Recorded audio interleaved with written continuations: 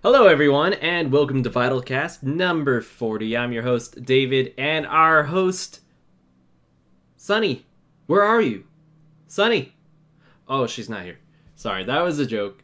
She just barely messaged me saying that she, with how busy she's been with spring break and then school, that she just forgot that she's not available today, which is totally fine. I could carry this show by myself. Wait, hold on. What is that? Okay. Oh man. Okay. Streamlabs suddenly threw up a notification. I was like, what is that? What is that? Okay. I'm just gonna pull up the YouTube version of this stream just so I could see if there is a chat that's live already compared to what I am seeing on this. Because I do want to see that. Chat, where art thou? Okay. Oof. Okay, just me for right now. Okie dokie. I am just gonna kill time for a little bit. Huh. Okay. So. Sorry, I'm just seeing all these stuff. Hey, Inspector Who! Just seeing all these, little buttons I'm not used to. Hey, Huntesty. Okay, so, how has your guys' week been? I just started the show. I'm just used to... Okay, now everyone's popping in. Hey, Verif. Okay, so Sunny's not here. So it's gonna be a little harder to carry it by myself, but with your guys' help, I think we can do it. So... did anyone hear about the news on the Rooster Teeth site getting an update, or has anyone been using the beta for the website? Because I could actually pull up what the beta site looks like so you guys could see. And let's see if I could go back to the editor. Oh, nice. Dude, you're gonna have to tweet that fan art to me because I would love to see it and even show it on here. Can I pop out the chat? No. hold on. I'm trying to. Oh, okay, yeah. I'm gonna want to push that. Yeah, dude, I'm loving the beta. Hunt SD, you're so right on that. The beta is so much better. Okay, I just wanna pop out the chat so then I could see it when I switch back to my editor. Okay, so I'm gonna pull up my... Oh, okay, I guess since I switched OBS's, I did not put up a window capture for Google Chrome. Window capture, add new source, and then, yeah, there we go. Alright, that's a little bigger than what I want it to be. So, this... Here, I'm just trying to place where it is. Hey, Brandon Dodge. Want to hear the new site is way better. Yeah, the new site is a lot better. So, when you open it, it'll have, the new show they're trying to push out. Like, today we have episode 2 of No Matter Nowhere that's up there. And then you scroll down, there's some other most recent videos. And I think... so right here for the recent videos, this is not channel specific. This goes across Rooster Teeth, Funhouse, Achievement Hunter, all of those guys. And then really nice feature I love is the watch list, where you could hey, I don't have time to watch it right now. I'm going to add it to the watch list later, which I forgot I put that on there. And then you could even see featured gear. It's just really nice that you could see more with your space. Because on the original site, if I pull that up, you're gonna see a big difference. Again, just stuff, but now you just get all the top stuff, but this is only Rooster Teeth specific. And then one thing I am gonna miss on the new site is having the blog feature right here. You could go to the community part of the beta site. Wait, can you guys see that still? Okay, good. You still need to watch episode 2 to No Matter Nowhere. Yeah, that I haven't seen it yet either. But we are going to talk about episode 1 today. So, no worries about being spoiled. Oh, wow, that's interesting. If you hit the community tab, it just loads up the older site, and I got 2 notifications. Oh, I just have, like, friends adding posts. That's interesting. Yeah, so far from the beta, from what I've seen, there hasn't been any community stuff. Other than on live streams, there's, like, a live chat, which, watching the Rooster Teeth podcast live last week, I just saw the chat, and it's like the second you put in your comment, it's gone. It is out there. Sometimes it'll be a little slower, but I don't know. It's crazy. Yeah.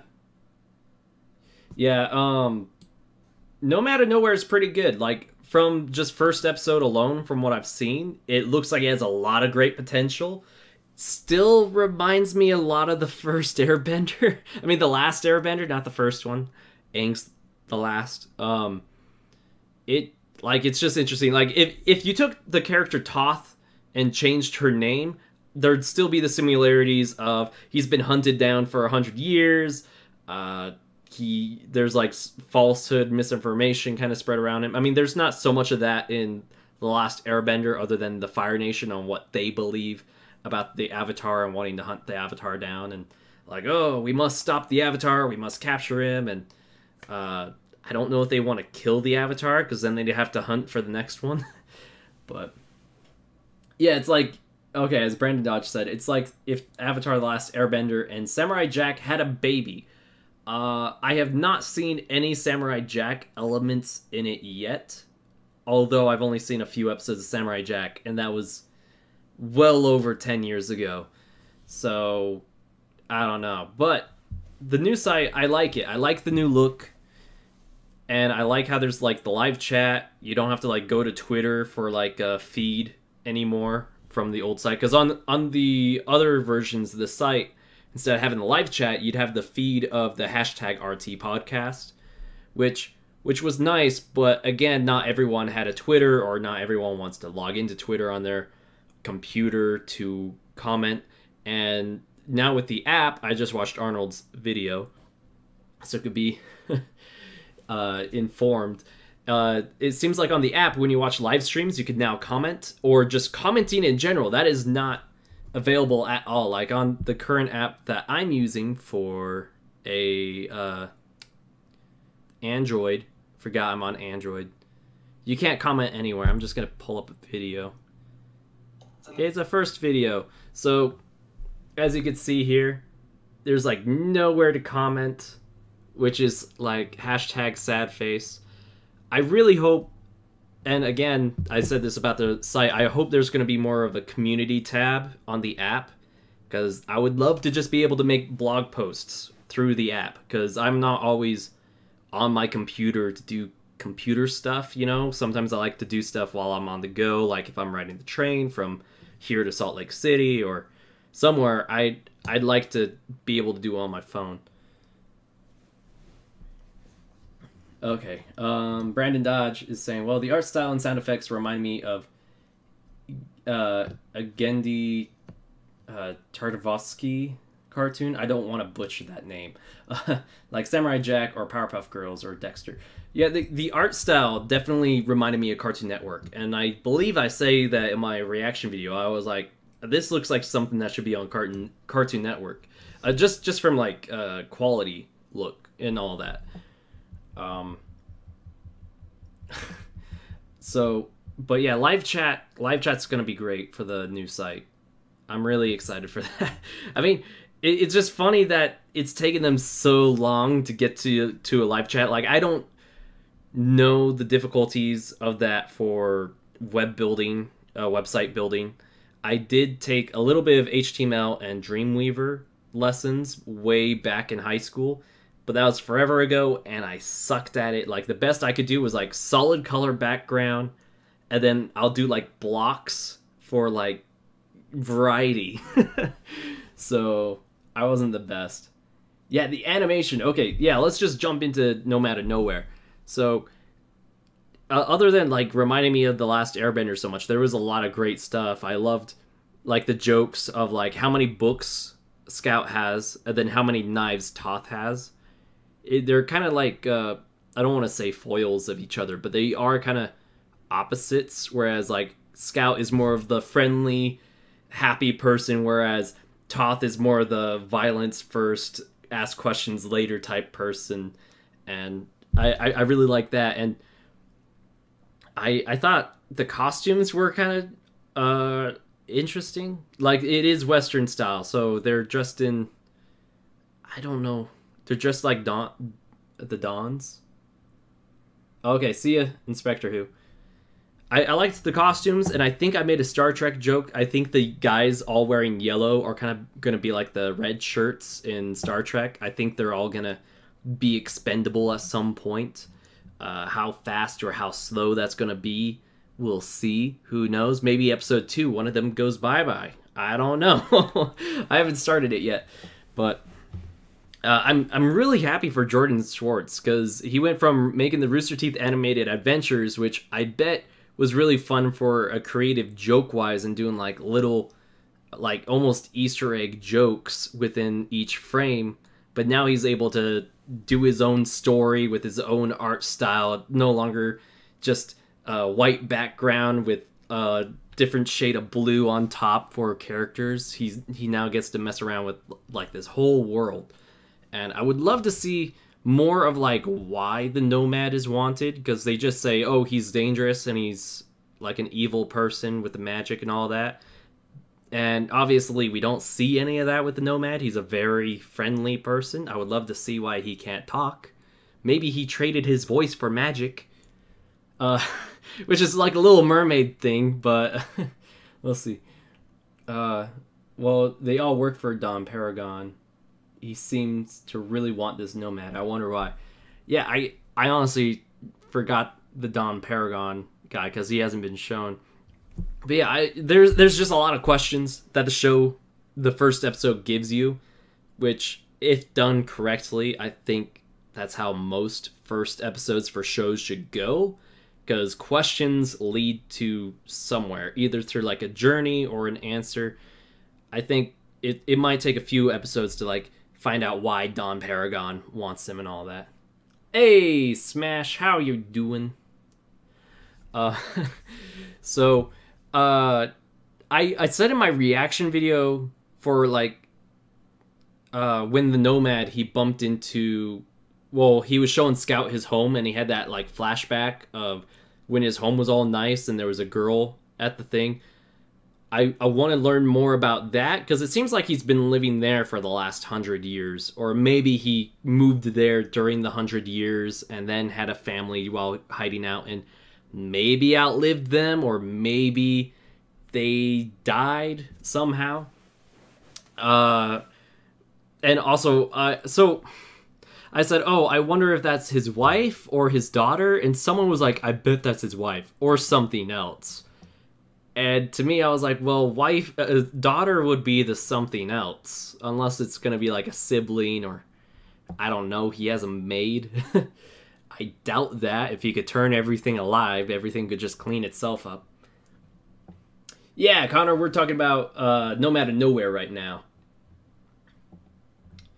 Yeah, and I have to say, that was like the most interesting moment for me, because I think that raised a lot of questions, like, oh, who is she? How was his life during the last 100 years? Does he live forever? Because he's lived for the last 100 years, as Brandon says. Maybe he's immortal. Like, is that like a side effect of him having magic powers? Because it seems like he's wanted because he has magic, and because he has magic, he's deemed as evil, or the legends have said he's evil. So it's like, okay, is he on the run because he accidentally lost control of his magic at some point? Has he turned a new leaf? Like, maybe he did used to look a lot like how the Wanted poster was, but then he met whoever was the girl in the flashback and kind of turned over a new leaf in order to have a life with her, but as consequences of his past life, had to go on the run with her and live in that thorn forest place. Oh, dude, Connor, you should definitely see it. It's only like 18. No, not even 18. It's like 16 minutes. Hold on, I'm pulling up the YouTube. But oh man, it's a good show. It's definitely worth a watch. Where is it? Let's see. Rooster Teeth, Rooster Teeth, Rooster Teeth. Man, how many things am I subscribed to? Okay, there we go. Rooster Teeth. Why is it... Man, Rooster Teeth's YouTube homepage is a mess. It's just like, here's the... Yeah, it's just 13 minutes. It's a quick and easy watch. And really entertaining, too. Like, the art looks amazing. The writing's good. I think the comedic timing is really well done in it. Comedic timing is something I think RWBY either has a really good hit or a really bad miss with. So this show has been doing really well with that, but Jordan Schwartz, from doing the Rooster Teeth animated adventures, had years of like doing like comedic timing for all sorts of stuff with like little gag jokes within like when to show like a little pin that says something if you like pause it and care to read to it or anything like that. He's really good with that stuff, so it's showing up in this, and it's just great. Yeah, okay. Might not necessarily have been a flashback, I have no idea, but my interpretation was different. Okay, hey Vera, what was your interpretation of that, if you don't think it was a flashback? Do you think he was seeing what life could be with this person? Because the girl in his vision did look a lot like Scout, so it could be possible he was like, hey, this is what life would look like with a friend when I'm not alone with someone to talk to. Because he did say he misses having someone to talk to, and everything he turns alive can't talk back, so I don't think having inanimate objects as his friends are like what's filling that gap in his life. And him seeing Scout is like, hey, you know, maybe I have a friend, we could live forever, and like things will be better, hence the house being in better condition and all that. I could see that. You thought it was a potential future? Okay, that's interesting. Yeah. Okay, and Connor, I will see you in 13 minutes. It's definitely a good watch. But yeah, I mean, since the girl did look a lot like Scout, I wondered if maybe the Nomad of Nowhere is like a ancestor of hers, like maybe that's her great grandfather or something like that. It'd be interesting to see if that's like a little underlining thing that goes throughout the season, and then they eventually come to the realization, hey, we're blood, we're family, and like Nomad has this special little connection with her, and it's like non-romantic. I don't know, like sometimes I feel like shows could really kill themselves by forcing a romantic connection between two characters. It's not always a bad thing, but just sometimes it's like like with the first episode you could kind of just tell stuff, like with Katara and Aang, you knew that was going to be a thing. Or I don't have an example for RWBY because Pyrrha's not in the first episode, John's not in the first episode, and ships are all over the place with that show. Yeah, man. I'm trying to remember the other guy that was working with Toth and Scout.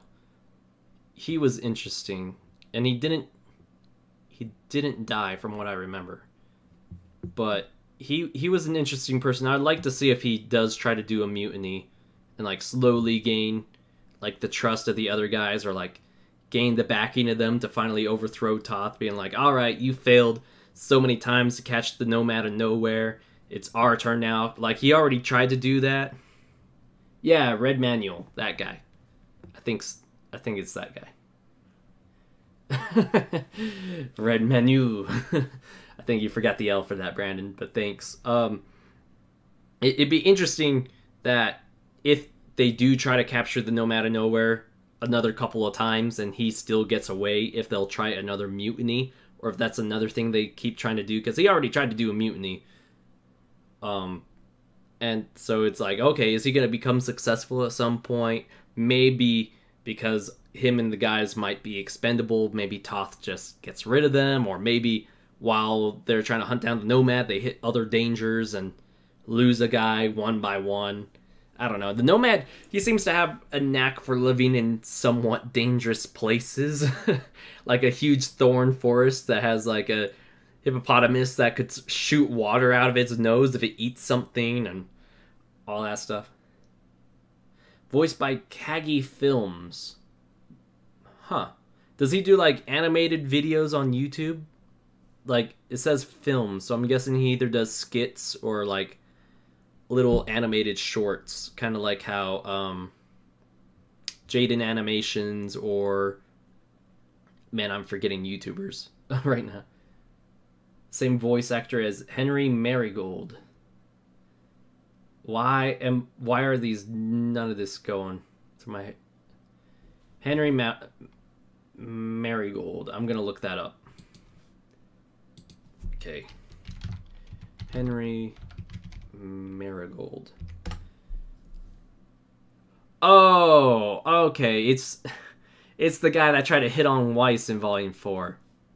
Honestly, characters like this, like, I know he introduces himself and says his name, but because he's only in it for such a short period of time, my mind seriously just, like, takes in the name and then throws it right out to information that's like, well, he's not important. Unless he, like, came back later in Volume 4 and, like, helped Weiss escape. Because Weiss is like, well, I know this guy's somewhat interested. Maybe he'll be willing to help kind of thing. Then maybe I would have taken some effort to learn and remember his name. But I didn't. I just kind of took it as, take that, guy. She's not taking your flirting. Hey, Inspector Who. Did you watch the episode? Oh, wait, no, that was Connor that said he'll be back in 13 minutes. So, I mean, Rooster Teeth, they're known for, like, getting the same couple of people for multiple shows. Like, if you already have that connection with someone, might as well bring them back as many times as you want or can. Like, I mean, the founders, they're always voicing characters in all the shows, and for a very long time with Rooster Teeth, it was always Bernie, Gus, Matt, Jeff, and Joel that were like in everything that they did. They had so many shows and their live action skits. It was always them. But now that Rooster Teeth's grown so big, now they could diversify and all that. I just thought it was funny that both his characters are jerks. Yeah, that is pretty funny. Like, maybe he's like somewhat typecasted, or maybe when he got hired to do that, what's his name? Henry Marigold. Maybe when he was working at Rooster Teeth, he's like, oh, I just love doing jerks. Or maybe they heard his work of being a jerk, and they're like, hey, we got another jerk character just for you. And he's like, yes. I guess, for a lot of people, unless you're like Vic and you've been working in voice acting for so long, people don't see all the different things you can do. So then for a long while, you just kind of keep doing the same or different variations of the same character. I mean, that happens to a lot of people. They get typecasted and all that. Okay, Inspector Who says, I'll post the art in Discord, because Twitter, I'm still getting used to. Yeah, Twitter takes a little while to get used to, but I think it took me longer to get used to Discord than it did for Twitter, honestly. Yeah, I mean, he has been a pretty good voice actor. Like, I didn't even recognize the voices at all. Like, if I listened to back from Henry Marigold to Red Manual, I don't think I would have even guessed it was the same person. And honestly, that's just what's amazing about voice actors. They're really hard to recognize sometimes, that they do a good job. And some voice actors, they just like to, change their voice just a little bit so they're still recognizable from game to game. Like Elizabeth Maxwell, like, she plays Weiss, but you could still tell it's her in Persona 5 as Saini-jima, and you could still tell it's her playing as what's her character's name in Breath of the Wild? She plays the Gerudo lady. He was also a Dying Huntsman in Volume 4, Chapter 2. Yeah, but that reminds me of, like, what Michael Jones said when he was in Red vs. Blue. He played, like, Soldier number 50-something, and it was, like, such a background character no one ever noticed and all that. Kaito Dan actually recognized his voice. Wow. I mean, Kaito Dan, he's really well with like recognizing voice actors because he also is trying to be a voice actor. And whenever you're going into something, you always have people to look up to, or you try to recognize other people in that industry. So that's still really impressive. And also Kaito Dan, he always goes like super into detail with like his reviews, looking at who's playing what part, and then he also analyzes all the different characters and all that. Yeah, and Elizabeth Maxwell is also Scout. Yeah, I mean, she does have parts where she changes her voice, which is awesome, but I used those 3 other characters as examples of characters that you could still tell who it is because they don't change their voice too differently from some roles. But Scout was definitely a character. Oh, and she plays Nikki in Camp, doesn't she? Is that the character of her character, Nikki? Yeah. I've been wanting to. I mean, Dan and we've been talking quite a lot lately, so I might ask him on again soon. I remember last time we had an internet issue with him, or I asked him like a few weeks ago to be on, and he was without internet for a while. And then I remember Larissa, we had a really big internet issue with last time she was on. But I got a few people in line to guest. I forgot to update Torchwood Boy. Or is that his name? Torchwood? Let's see. I gotta look him up on Twitter real quick. I did invite him to be on, and he said he's ready for any day. Yeah, Torchwood Boy. I just had to double check because you guys know I'm terrible with names and terrible with recognizing stuff. Yeah, he said he's available for any time. And then I also got Brianna from Fandom Reactions. She says she'll happily be on sometime. And I also have Laurel. Oh gosh, no. I always want to say her name's Laurel or Lauren, but it's not that. It's yeah, Laura Lee. There we go. Laura Lee, she wants to be on sometime, and both of them have actually said yes to being on the VYTALCast panel for RTX if we get approved. And I'm really crossing my fingers that we get approved. I think it's until like April 12th that they're closing the application process. And I just wanted to try to get in as soon as possible. I tried asking Amber, and she didn't reply fast enough. What happened was I invited L'Oreal Lee, and she said yes. And then she's like, hey, my friend Brianna, who's also a reactor, is going to be there as well. She's from... And I'm like, oh, what's her channel? Looked up her channel, had 64,000 subscribers. I'm like, well, I'm not saying no to that, especially when she tagged her friend. And I was like, okay. I'm like, Brianna, welcome aboard, you know? So we got some really, really big people that are going to be on VYTALCast soon, and if we get approved for the panel, we'll be at the panel. We also have Semblance of Sanity. They're going to be on the panel, all 2 of them. So I'm very excited for that. And Sunny, she's still on the fence on whether she'll be able to go to RTX or not, but just in case, I put her name in the panel list. And if she doesn't, we could easily just switch her out with either Amber or I think I asked Inspector Who to fill in that spot too. So I'm super pumped for RTX. And I made the tweet saying like, oh, by the way, like if our panel gets approved, well, I didn't say if we get approved, I just said we've been submitted. And some people took that as we're going to be having a panel at RTX. And I just want to clear that.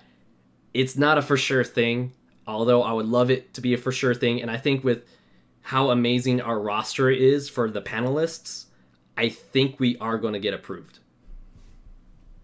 Okay, so for the panel, will we be able to see it here on YouTube? Yeah, so I think most of the panels get streamed to Twitch. However, I would rather prefer to stream it to YouTube. And they said to bring like your own computer to do the streaming and all that, which I'm ready to go for that. And you know, I just rather just stream it to YouTube. So yeah, you could expect to see it on YouTube. I'll have more details when we get closer to August into RTX, and or even if we just get approved. I hope they send an email if we get denied, because I hate it when they like deny you, but they don't let you know that you've been rejected. Does that make sense? Because I could seriously be sitting till like the week I'm going to RTX. I'm like, I don't know. I never got an email. Don't know if we've been approved. I mean, I'll know till then, but I don't know. I would just like to know when it's a yes or a no. You know, either way. But considering our roster, I think we're gonna get accepted because having fandom reactions, Loyally Lee, Semblance of Sanity, who was actually just at Rooster Teeth just recently, and they were at Rooster Teeth when I asked them to be on the panel. Well, they were at Rooster Teeth when I double asked them because they had already said yes, but I just wanted to double check because I was signing the application. I'm like, hey, they want to know ahead of time. You said yes if we get approved, but they're asking for who's going to be on the panel right now. Can I just put your name on the panel? And like, yeah, we'll do that. So I just, you know, put Semblance of Sanity down. And I'm like, all right, here we go. hopefully they say yes, because all these channels, they're really amazing. And a lot of you guys have been wanting us to have a panel for a long while too. So, hey, Seeker, it's been a while since I see you. I keep saying this, but good luck. I sure hope you get a spot at RTX. The guest list sounds fantastic so far.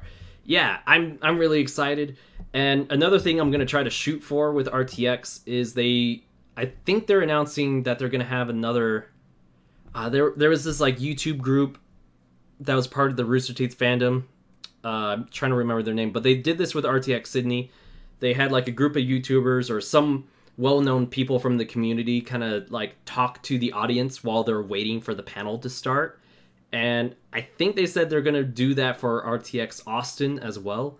And once they open up applications for that, I'm going to try to submit myself to that and hopefully get like Off Topic or Ruby or something like that. But, you know, if I just get the panel, like panel's the ideal thing.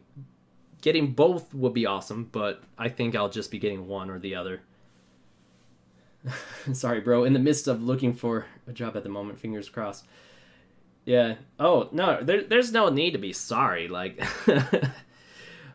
also, good luck at looking for a job, because I know that stuff takes a long time. Like, I spent like a good 4 months looking for a job once, and longer before, even though I don't like to talk about how long I waited to get a job. Okay, Connor, we talked about Nomad of Nowhere just a little bit more, and we started talking about RTX and the panels, mainly because we brought up Kaito Dan, and then I started talking about people who were gonna guest on future VYTALCast episodes, and that led to RTX, if I remember correctly.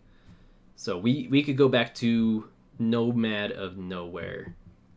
Also, speaking of Nomad of Nowhere and them saying like he's evil and a threat, really makes me wonder if all the rumors about him is kind of what created the Wanted poster, or if the Wanted poster was actually like, I don't know, like maybe they said, oh, you know, he looks so deadly in the eyes, and like some say he's so full of evil and magic, it looks like there's fire coming out of his eyes or something, and that's why they have the Wanted poster looking like that. And he looks so innocent. Like, if you look at the Wanted poster versus what he actually looks like, two completely different things. And I really want to know how, like, that escalated. There's a lot of questions in there. Oh, by the way, it was Urbosa and Riju. Oh, yeah, thank you. Wait, she played 2 characters in Breath of the Wild?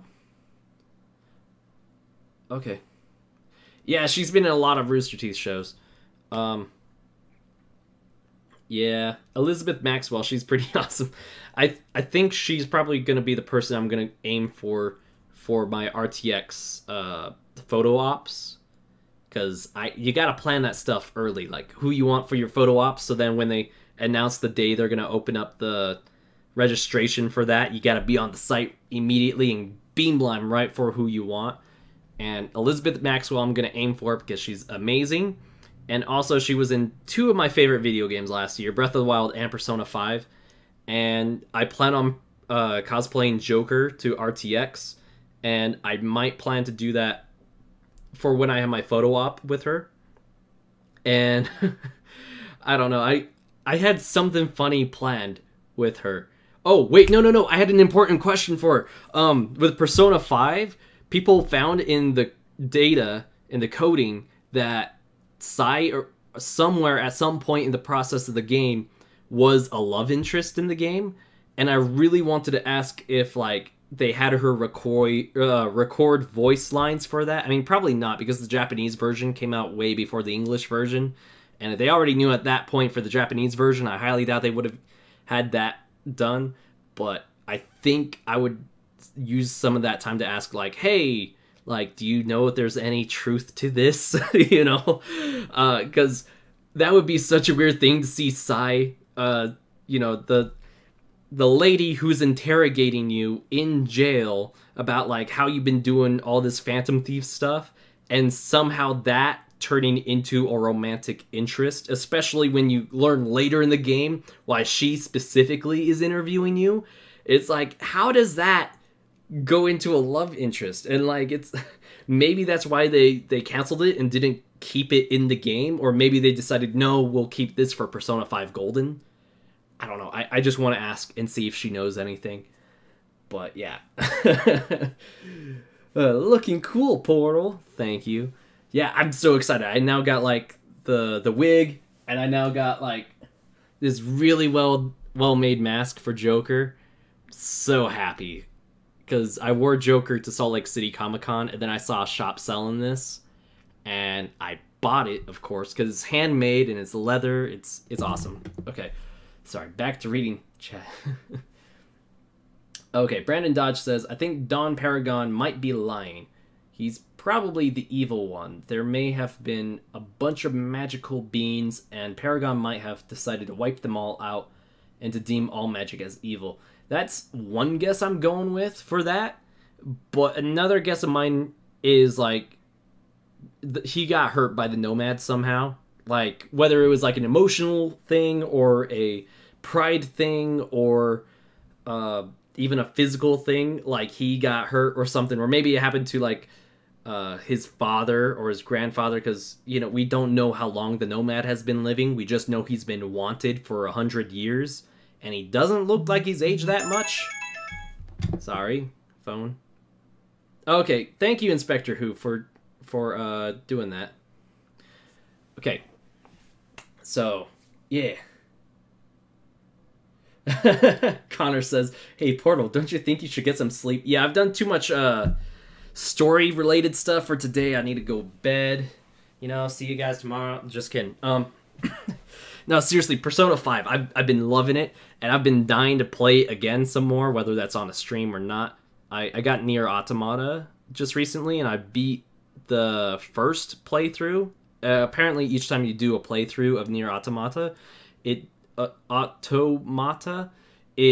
does, like, a different story thing, so I'm gonna probably stream some of that. I just didn't want to stream it earlier today or yesterday because I was like, oh, things are really picking up story-wise, and I don't want to do, like, spoilers, and then turns out they're not gonna be that big of spoilers.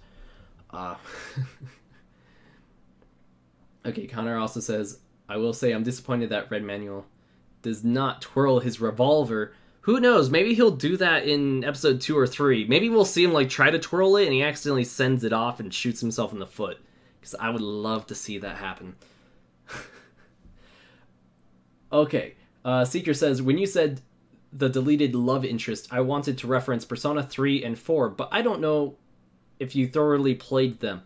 I haven't actually played any of Persona 3 or Persona 4, although a friend has told me that you could get, like, a PlayStation Vita TV, which is like a small little TV version of the Vita that could connect through an HDMI for like $50-$60, and then I could buy Persona 4 Golden, which is on the Vita, and then I could play it that way, and that way I could even stream it. So I do plan on getting Persona 4, As for Persona 3, I heard it's extremely hard, especially when you don't control your whole party, you just control your own character. And there's like a lot of other combat mechanics and other stuff that make it super complicated. But there's some things that are from Persona 4 that I do know, like from the plot. I don't know too many details. I saw the anime, and I do know that in Persona 4 that, or at least Persona 4 Golden, you had the ability to break up with people. And why they didn't bring that into Persona 5, I have no clue, because I accidentally romanced Anne, which was my original plan. But then I met Makoto, and at first I hated Makoto, but then I loved her a lot more than Anne. And then Anne, I was just trying to be nice to, and then it's like, you romanced her. I'm like, no! So, yeah, oh man, I hate how you have to be such, like, a cold-shouldered jerk to Anne to just not romance her. Anyway. Okay. So... yeah, Honda SD, I agree. Persona 5 is such a great game. Okay. Poor man's Oslet. Yeah, Connor, would you like to expand on that? Oh, just an awful version of the Revolver Oslet from MGS. Oh, Metal Gear Solid. Okay. Yeah, I don't remember video game weapon names all that well.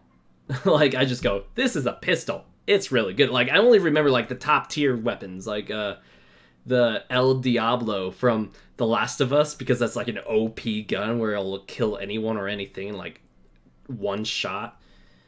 You only remember the best stuff, right?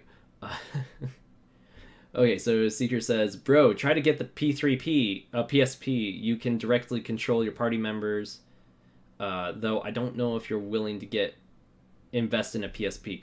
Yeah, I heard there was like a TV version that's really cheap that you could plug in through HDMI that a coworker told me about, because he's played Persona 4 Golden, and he said that's how a friend of his played it, and he knows that I'm a streamer, and he's like, oh yeah, dude, like this way you could stream it. Yeah, and I'm with you, Brandon. I haven't played any Metal Gear Solid as well, so wait, Ultimate Weapon. In that case, just get the PlayStation Persona 3 FES, since it fixed a lot of things from the vanilla Persona 3. I didn't know that Persona 3 had a remake thing for it. I just thought, like, Persona 4 had Persona 4 Golden and then, like, all the remakes. And I really hope Persona 5 Golden comes out for the Switch. That's, like, my biggest want, because I want to take it on the go. Anyway, back to Nomad of Nowhere. I just want to ask a silly question, but how many books of, like, survival guides that Scout owns do you think? Because I counted up to volume 9 that she had. And I want to say, like, I hope it's like an on-running joke that the survival guides just keep going and going and going throughout the series.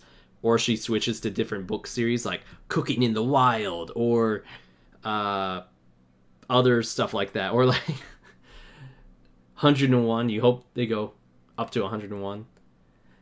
Yeah, I'm guessing somewhere around 100. I'll probably just go straight up 100. Because I like even numbers. Odd numbers always make me feel odd. She lost 5 that episode. Yeah, she did lose 5. But you saw, like, she had way more than just 5. She pulled out a lot of volumes, but she did lose a lot. Okay. Yeah. Okay, Seeker says, lol, everything's on the Switch nowadays. And as for that question, over 9,000! Only watched it once and was barely paying attention. Yeah. Where did I see 9? I could have swore she pulled out a lot. But again, I only saw the episode once. Because at the beginning of the episode, she pulls out a lot of the books. Maybe she did pull up to 5. But then I think after that, every time she pulled out a book, it was like the next in sequence to it from my thought. Because I remember seeing the numbers gradually go up. I could be wrong. Like I said, I only saw the episode last Friday, and I have not had time to rewatch it. I haven't even seen episode 2 yet. And maybe the number goes up in episode 2. And as for everything going to the Switch is just a really good console. Like, I'm not gonna complain about it. Like, Skyrim, even though I already owned it for the 360, I'm happy that it came to the Switch because now I could just play it wherever. And I actually kind of got rid of my 360, so it's like, hey, you know, I still get to play my game. I thought about getting it for my PC, but I just thought, well, you know, my Xbox 360 and my PC are plugged into the same monitor, and sure, I could play in better graphics and frame rate on a PC, but I just didn't think of that as like worth spending more money on for. Whereas taking it on the go, I found worth investing in. Okay, Scout's gonna lose her books at a rate matching Corrin breaking tombs in Smash Brothers 4. Oh man. Yeah, dude, Corrin was like kind of OP. Wait, am I thinking of Corrin or Cloud? No, Cloud's OP. No, they're both difficult to fight against, especially when you have someone who knows how to play as Corrin. Wait. Corrin's the guy from Xenoblade Chronicles, right? Toonami turned 21 today. I'm so happy, guys. Toonami was like my favorite thing to watch at my grandma's till Comcast took Cartoon Network off of cable. I loved Toonami. Oh wait, no. Corrin's the Fire Emblem character. Duh. No, I forgot. He'll use the spells and then throw the books aside because that's how it works in Fire Emblem. I remember Corrin now. Now that you said bookworms, that clicked with me. Yeah, and I forgot they're called tombs for Fire Emblem. Yeah, guys, what was your favorite Toonami episode? I mean, Toonami show. Because as I remember on Cartoon Network, Naruto wasn't Toonami, but because it played during the daytime, and Toonami was more their like later in the evening shows. I remember watching a Gundam show. It was like a Gundam chibi show, or like the Gundams were like itty bitty small versions. Well, not like itty bitty, but like they were like the size of a person rather than gigantic. Which, by the way, guys, if you watch Pacific Rim Uprising, you'll see a Gundam reference in the movie, and it made me so happy. I was like, Gundam! Yeah, and oh man, the voice actor that played like Tom, the guy who like hosts the Toonami things, I love that. Although I prefer his original design when he's in a spaceship, and I didn't like it when they changed him to like a round-faced robot that walks into like a little like deck area on a tower, and it's all like high tech, but also like out on an island or something. I didn't like that design. If they just kept him looking the same, I would have liked that a lot. But also, Toonami was under fire quite a lot. Like, they took it down for a while, and then they brought it back a couple of years ago, from what I remember.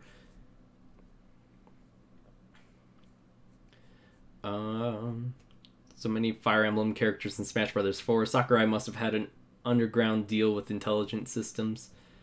Yeah, I'm hoping the ratio with, like, Fire Emblem versus other series characters are better. Like, I'm not wishing for less Fire Emblem characters. I'm wishing for like Legend of Zelda, Mario, and like Donkey Kong to have more characters in their roster. Does that make sense? So like if Fire Emblem's gonna have 8 characters, I would prefer if a lot of the other series had close to that number as well.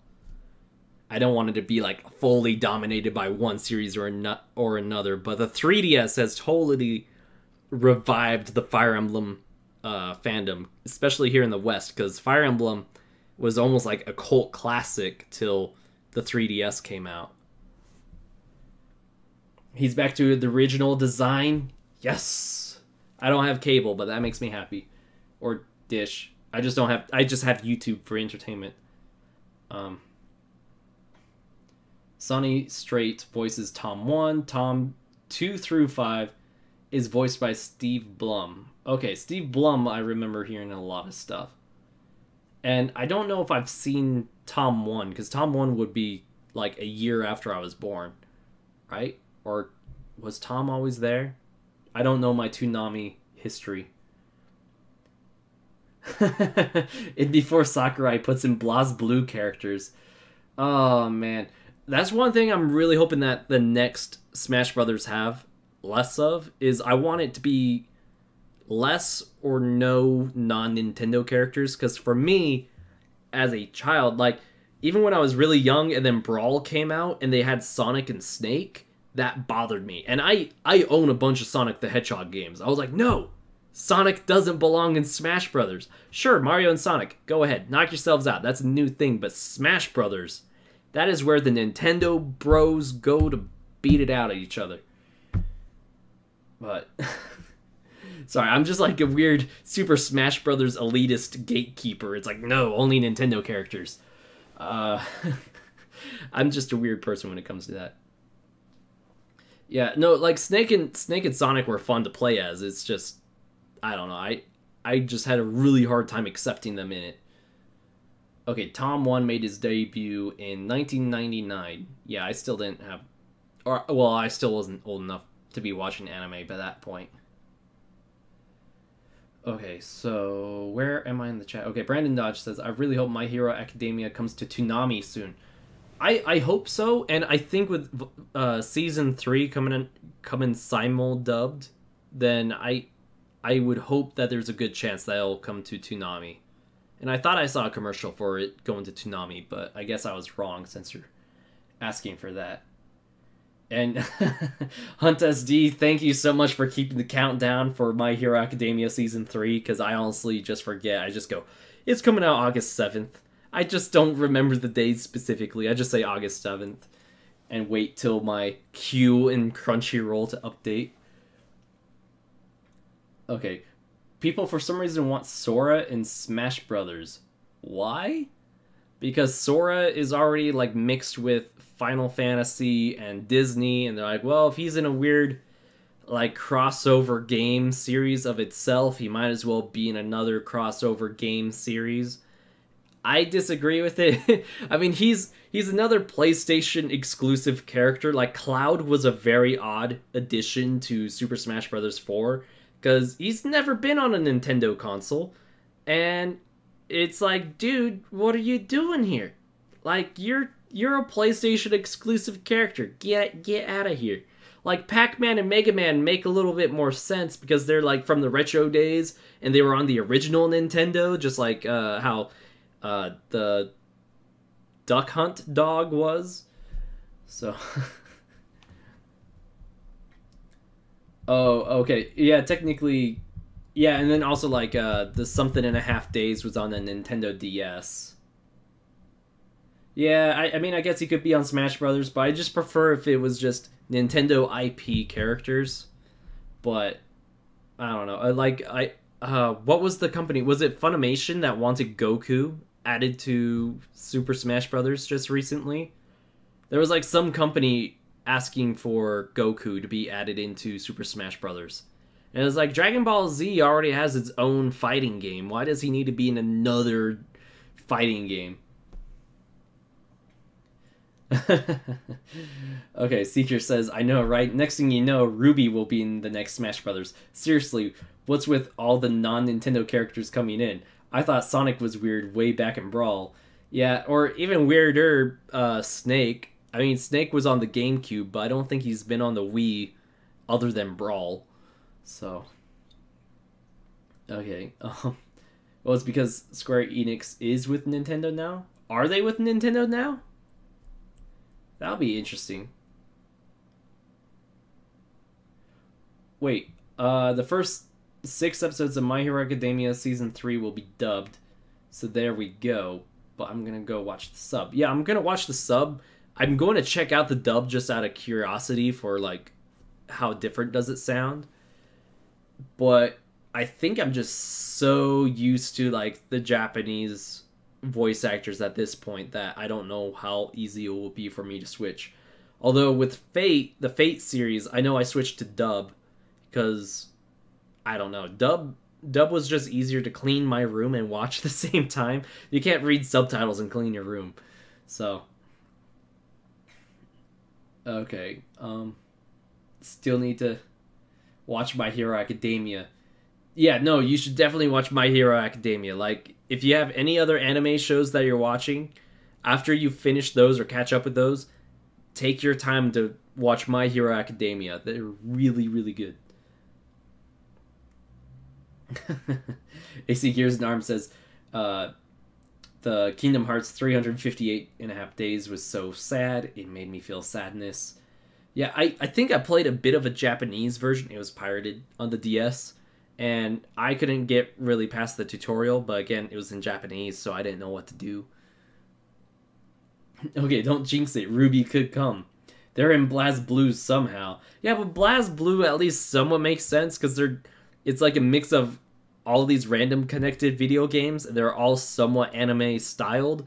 And Ruby's already an anime. So they already kind of fit in that sense. I mean, sure, they have their own video game, but it would still be really weird to take Ruby and put it in Smash Brothers, because at least all the other characters are known because of a video game, not because of a show. Like, I don't know. Like, I'll be happy, but also like, no, if Ruby Rose was put in Smash Brothers. Like, I love Smash Brothers and I love Ruby, but I want to keep them separate. I already heard, like, she's going to be in Ready Player One, and I'm going to keep my eye out for that, and I think that's amazing that she's in it. But just like Tracer, I'm like, what are you doing? It's supposed to be more retro games in it, which doesn't make a whole lot of sense because they are in the future, so it's like, why would people reference to the retro games so much? You know, surely there's, like, Master Chief and Sonic the Hedgehog, or some newer game series that you could also be referencing in Ready Player One, the book. But I guess the movie fixes that problem, because the movie's like, hey, there's been a lot more video games than just the 80s and 90s for this to reference. And of course, I bet all the other companies were loving to have the chance to throw their characters into the movie, because that's kind of like, hey, you know, maybe this is how someone discovers us. Maybe someone sees Tracer in the Overwatch logo, and then they look up Overwatch, and then they get into Overwatch. Or someone sees Ruby Rose, and like, who's that chick with a scythe that's also a gun? And then they look up the character, and then they find Ruby, and then they start watching Ruby, and they love Ruby. Like, it's a great opportunity for people to discover shows, and I think that's one problem that the movie could fix that the book did not, was the book stayed very retro despite being in the future, and it's like, hey, there's a lot more than just the retro. Okay. Okay, Seeker says, I'm a dub watcher first and foremost, unless they don't have a dub.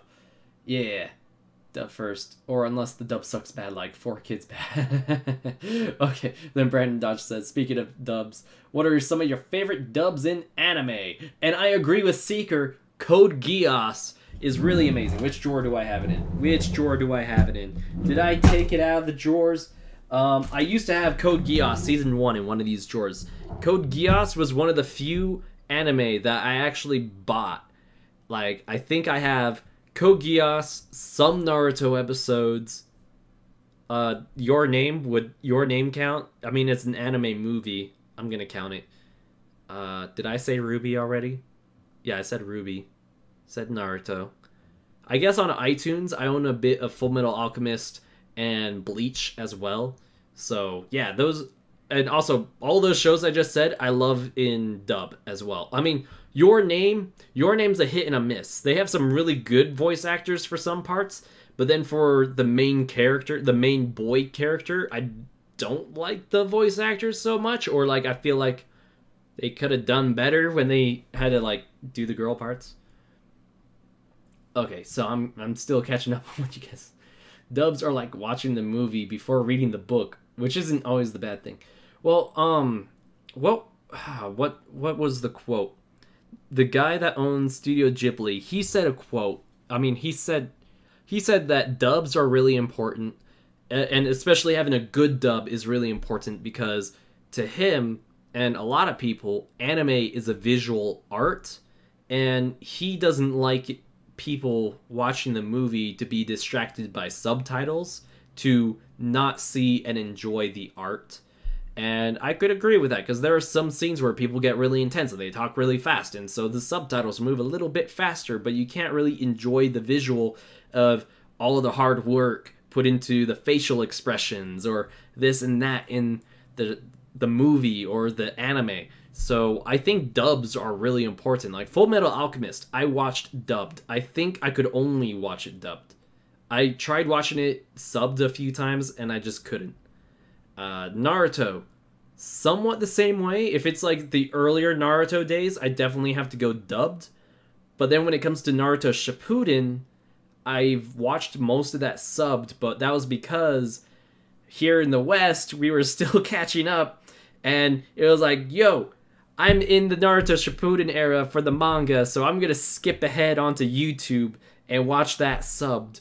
And it was so hard to navigate an anime on YouTube, because you had to look up Naruto Shippuden episode 1, season 1, episode 1, part 1, English subbed, and it's like, good luck finding that. And then you're like, oh, I found a part 2, but it was from a different channel that uploaded it, so then you're having like 3 or 4 minutes missing in between the 2 parts that you watched, and oh, anyone remember those days?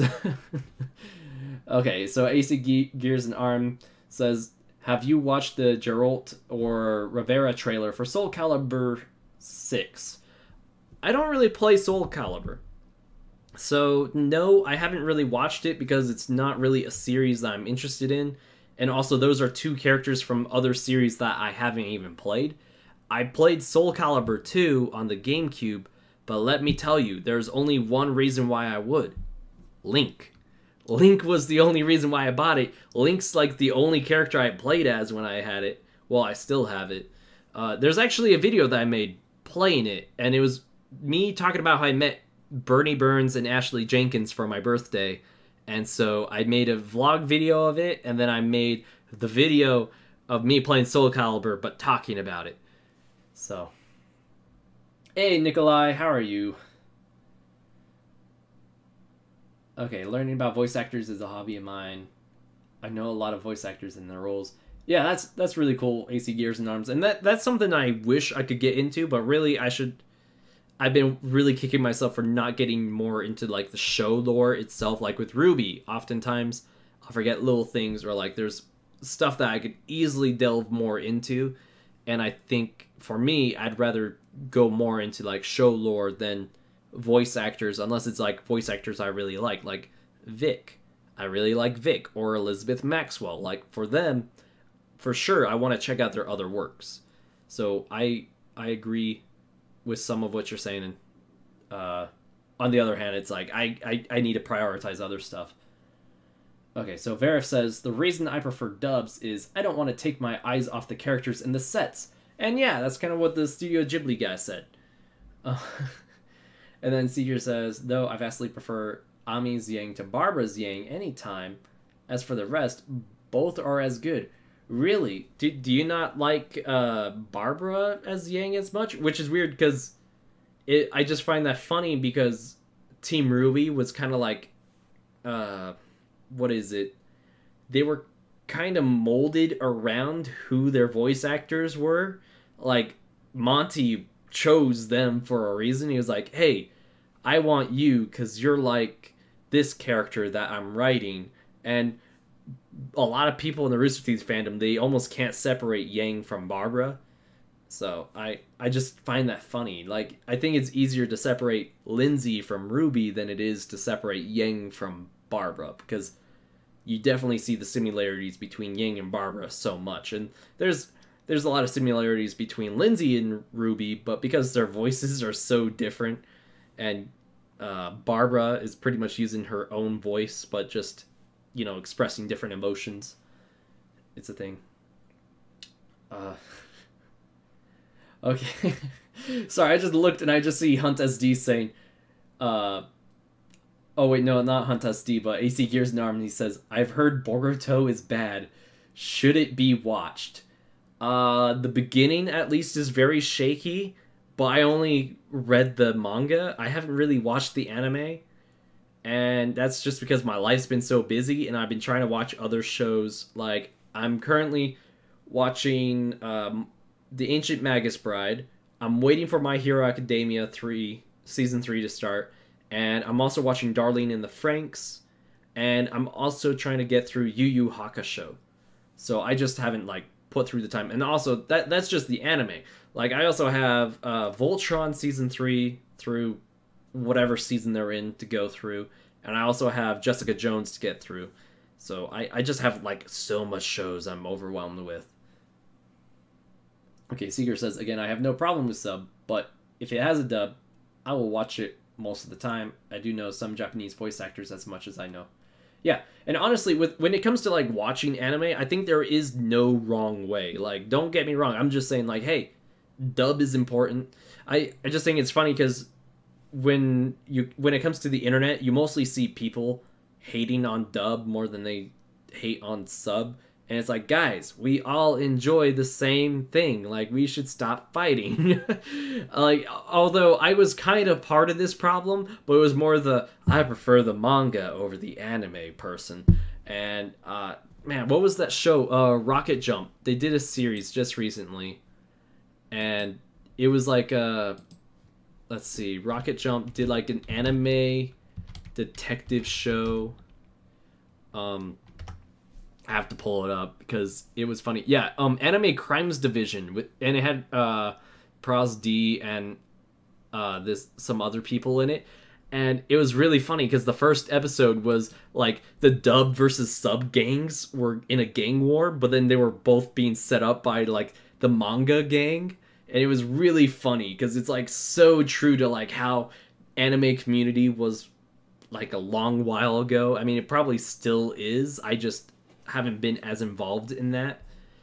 But yeah, I just think we need to let people enjoy things the way they enjoy it.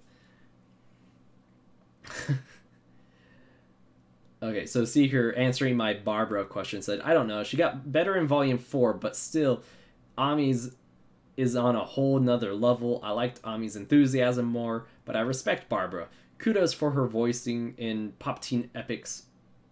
Wait, is Barbara in Pop Team Epic? Pop Team Epic has a dub already? What? I knew she was in Fairy Tail, but Pop Team Epic is so new. I wouldn't have expected dub to be out already. And AC Gears Narm says, I find the Ruby Japanese dub strange. It's just that the American humor doesn't translate well, and it alters the character's personality or speech pattern. Yeah, and that's actually something that I noticed when I tried to watch the Japanese version of Ruby, but also a lot with Nier Automata, because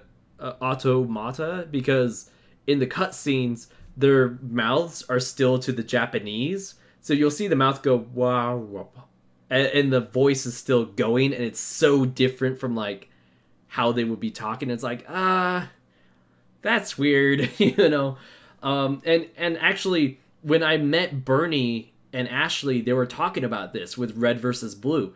Because Red vs. Blue was starting to get recognized by an Asian audience, but to grow that Asian audience more, they said, okay, comedy is more of a cultural thing. So what might be funny here in the United States might not translate very well outside of the United States to Japan, or it might not translate well to Brazil, you know, and so that's why Red vs. Blue went from more comedy and joke stuff to more action and drama, because that translates better into different languages and cultures, because everyone can understand action and fighting, whereas like jokes and cultural references, not so much.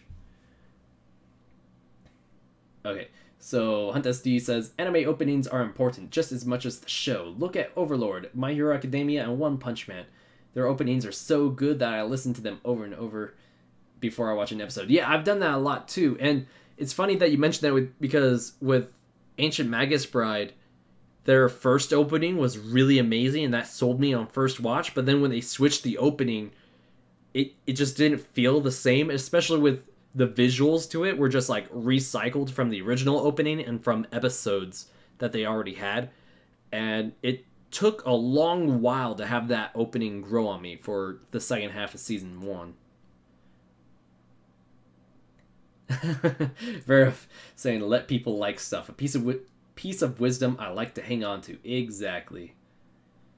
Okay, Seeker is saying, I don't know about Pop Team Epic. I just remember a tweet putting a side-by-side of Yang and one of the characters of that anime, and it said, same voice actor. I'll try to dig it up. Okay. Send that to me either on Twitter or put it in the Discord, so then I could see it, and I could probably even pull it up on here for people to see. Okay, compare the English dub to the Japanese dub of Tyrion. English Tyrion sounds more crazy than the Japanese dub of Tyrion. Really? Really? I'm kind of surprised because Japan has some really amazing voice actors for making someone sound crazy. Maybe, I mean, I don't mind if they toned him down just a little bit because I think the English version of him needs to be toned down just a little bit. Not gonna argue that. Josh Grell nailed it. Yeah, he did really amazing. Just for me, Tyrion is a bit much as a character. Like, I'm not... This is not me saying anything about the voice actor. I'm just talking about Tyrion as a character, I think.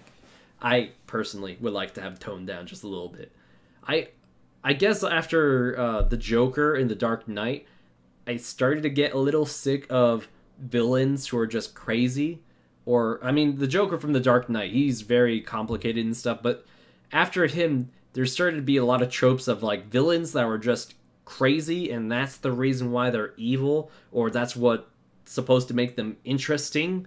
And I got bored of it really fast, and it kind of became a trope. So when I saw Tyrion was starting to be that, I was like,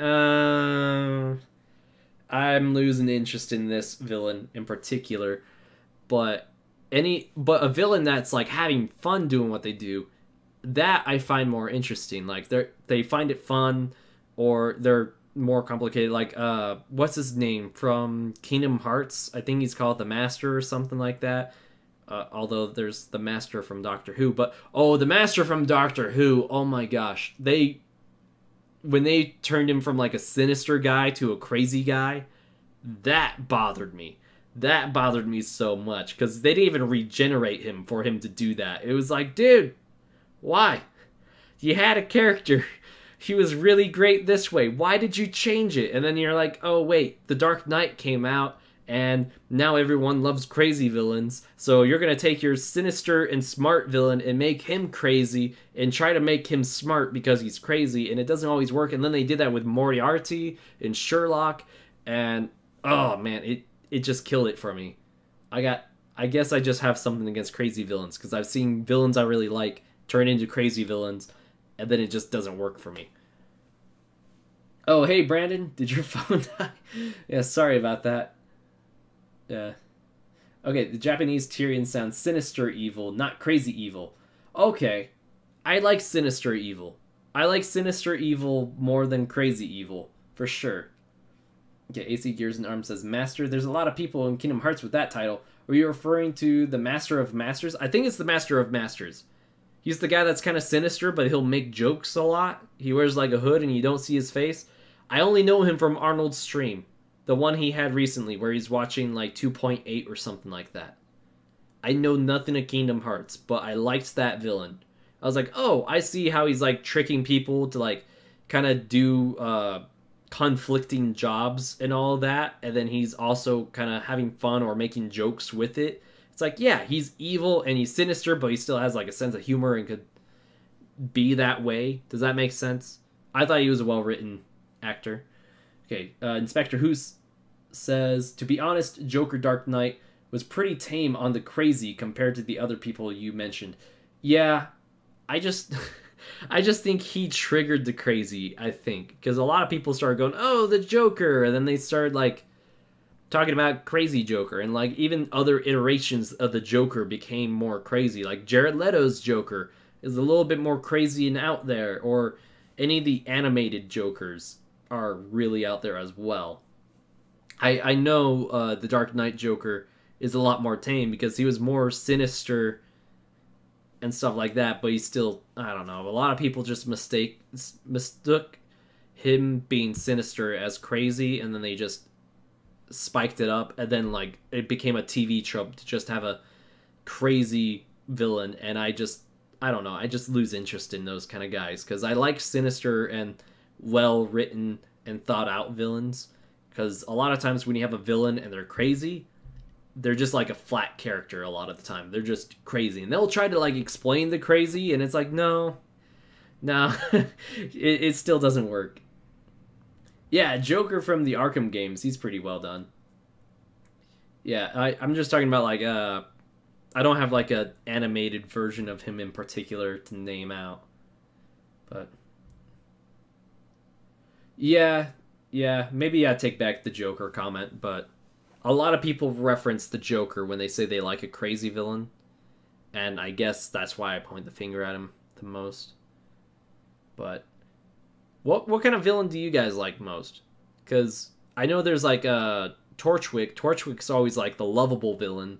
Do you love a lovable villain or a crazy villain, or do you like a sinister villain? What are you guys' preferences on that? You see Gears and Arms says, yeah, here's the thing. The Master of Masters is not evil, he's neutral. He's eccentric and does many reactions at the drop of a hat. But he's not evil. Everything has to follow the Book of Prophecies. Okay, like I said, I don't know anything about Kingdom Hearts. He just looked like a villain type character to me. Or someone that could be an antagonist. Varif says, I think crazy is good for villains as long as they don't rely on it. They need something else for our foundation. And I think for Moriarty in the Sherlock BBC series was that way until the end of season 2. Like, he had that crazy, but he still had like all this smarts. But then when they brought him back for like season 4 and were like showing how he was still influencing stuff, I think they relied too much on the crazy, because it showed him meeting up with the season 4 villain.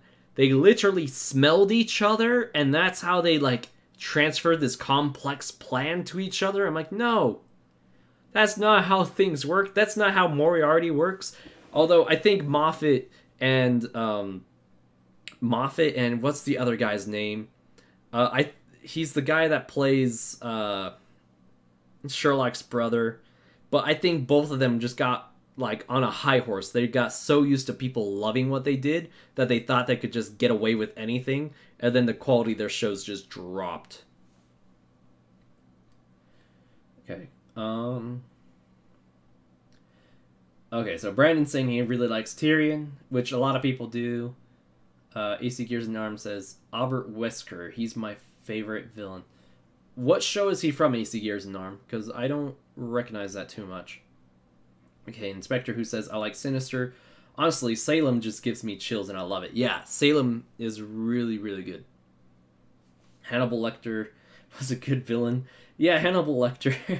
Hannibal Lecter's really good. He's a very good Sinister, but has some sort of madness to him kind of guy.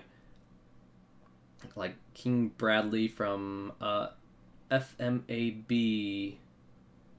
Trying to remember what FMAB is. We don't talk about season 4 of Sherlock. Yep. Yeah, we don't talk about season 4 of Sherlock. Sherlock ended with season 3. I'm really hoping there's no season 5 of Sherlock.